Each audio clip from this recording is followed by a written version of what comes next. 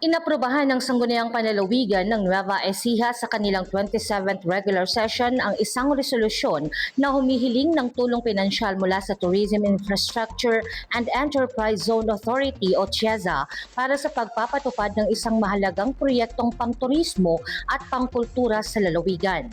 Sa isang komunikasyong may petsang March 17, 2026, inilahad ni Governor Aurelio M. Umali ang kahilingan para sa pagpasa ng resolusyon na maglalaan ng pondo para sa adaptive reuse and establishment of the Nueva Ecija Provincial Museum and Cultural Tourism Center. Ang proyekto ay itatayo sa lumang gusali ng Provincial Jail sa Cabanatuan City na may tinatayang halaga na 45 million pesos. Ayon sa presentasyon ni Provincial Tourism Officer John Maris Stefan C. San Pedro sa Sangguniang Panlalawigan, ang naturang gusali ay itinayo pa noong 1913 sa panahon ng pananakop ng mga Amerikano.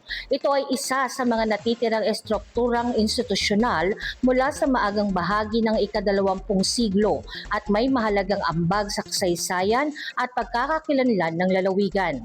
Ipinaliwanag na ang proyekto ay naglalayong mapanatili ang orihinal na anyo o facade ng gusali habang isinasagawa ang rehabilitasyon nito.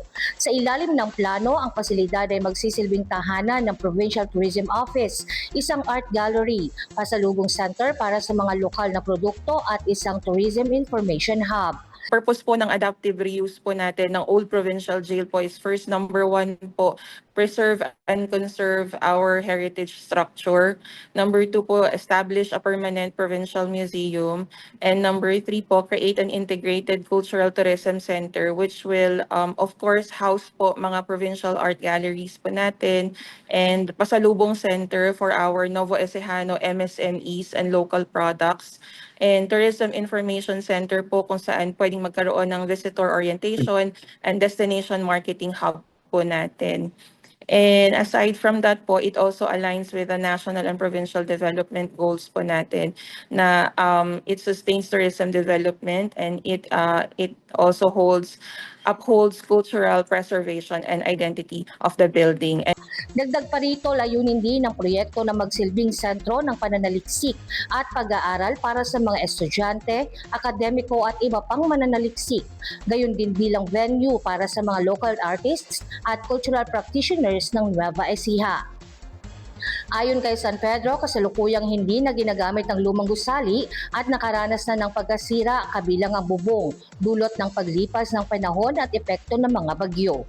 Kailangan ng masusing rehabilitasyon na isinagawa sa pakikipagtulungan ng Provincial Engineering Office. Dilapidated na rin po talaga. So nag-ocular po kami with Attorney Beng po ng RTC. Pinakita po niya sa akin yung loob. And nung years daw po na dumaan na may mga malalakas na bagyo, medyo nasira na rin po talaga yung roofing.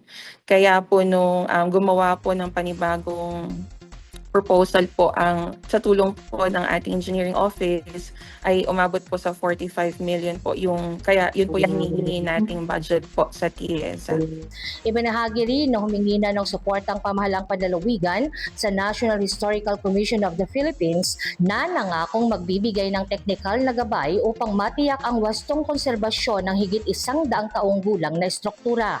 And also, we will encourage all, of course, the DepEd po, Vice Gov, na talagang maging parte po sila ng ating provincial museum visit. They can also study there. Inaasahang makikinabang sa nasabing proyekto ang mga residente ng lalawigan, partikular ang mga mag-aaral, mananaliksik, local artists at mga micro, small and medium enterprises sa pamamagitan ng direktang market linkage sa planong pasalubong center. Kasama si Jeremy Ramos, Jovelyn Astrero para sa Balitang Unang Sigaw.